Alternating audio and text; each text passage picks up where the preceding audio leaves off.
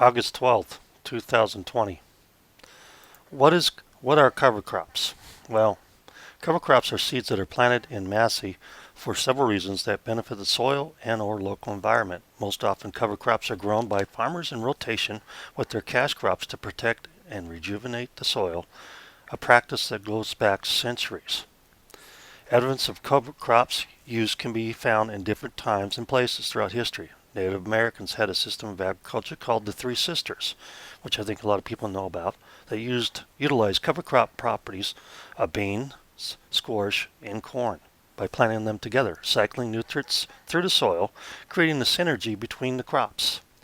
Chinese milk vetch has been used for millennia as a cover crop in China, being planted just after rice harvest in the same ground. And in Southeast Asia, soybeans have been grown as a cover crop in tea estates for generations. Even George Washington, a diligent farmer as well as a statesman, was known for his crops grown to replenish the soil.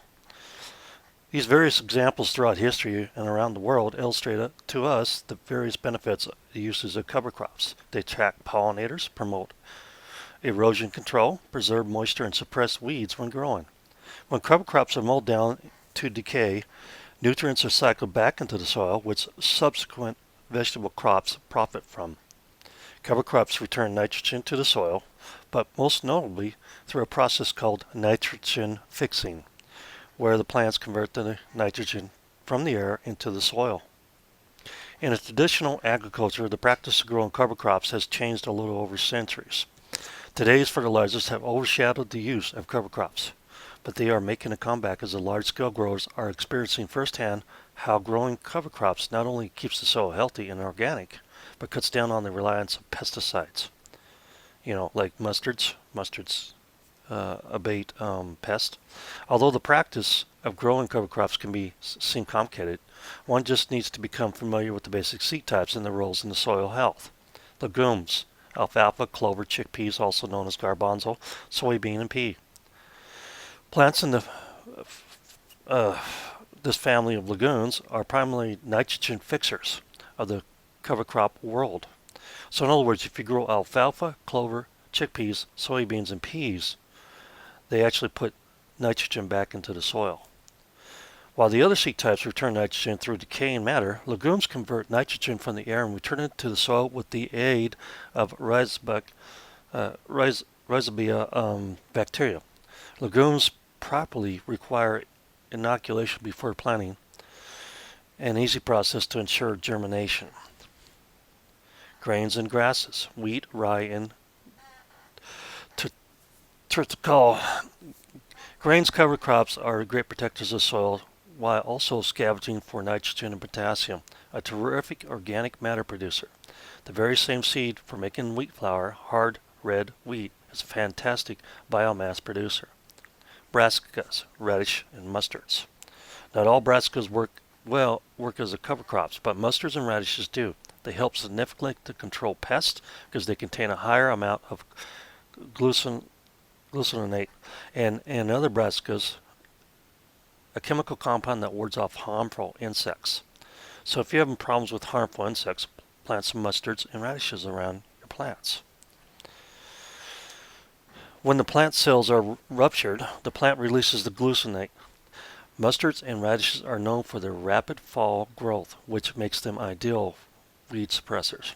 In other words, mustards and radishes usually grow within 4 to 6 weeks. Okay, so they're very quick. So if you're going to do succession planting of radishes, for instance, or mustards, you need to plant, when you do your initial planting, you need to plant like 2 to 3 weeks later another set of radishes or mustards, because you want to have a continuous supply of fresh radishes or mustard plants. In my case, I planted wasabi mustard because I like it with my sushi. So, broadleaf species includes both legumes and brassicas. Broadleaf crops are plants that produce wide protective leaves. Nearly all flowering cover crops are broadleaf species. If you are looking to attract pollinators with your cover crop, a broadleaf species is essential. Cover crop mixes. Often different varieties of seeds are combined to create a unique cover crop mix. The ideal is to harness several benefits to allow them to work in tandem with each variety boosting their unique benefits as found in the garden cover crop mix. And they do have their garden cover crop mix over here. And this, I'm getting this off the True Leaf Market. Okay, so this right here is the garden cover crop seed mix. Okay, and it has several things in it. So you can see it right here what it has. Peas, Australian winter, 22.95%. Winter wheat, winter triticale and Tyndale, forage collards, radishes, vetch, crimson clover, bursum clover, yellow mustard, and other crop stuff. So these right here is a cover crop that you can buy for your garden. So and you're going to do your fall planting, but you're not going to grow any crops because maybe it gets too cold. Well, you throw these things in, let them spring up, and then you can rotate them into the soil. It's great for actually boosting your garden soil. Spring versus fall. Spring cover crops are often planted early spring and allowed to grow until a few weeks before planting, when it is mowed down. Some of the varieties of cover crop seeds are sown in late fall after the frost and allowed to lie dormant until spring comes, when they germinate in a process called overwintering. Fall cover crops are planted when summer temperatures are waning, giving the cooler season seeds time to germinate in the necessary autumn conditions. Once mature, usually around the first frost, these cover crop varieties are mowed down and allowed to decompose over the winter. So there you go, folks. Think about some cover crops if you have a large garden in your backyard, and because you're not going to have to buy fertilizer, and I don't use any fertilizer except for azomite rock dust in my garden because I go all organic. I don't use pesticides, I don't use fertilizers in any case whatsoever. So if you want to improve your soil the natural way, cover crops are the way to go.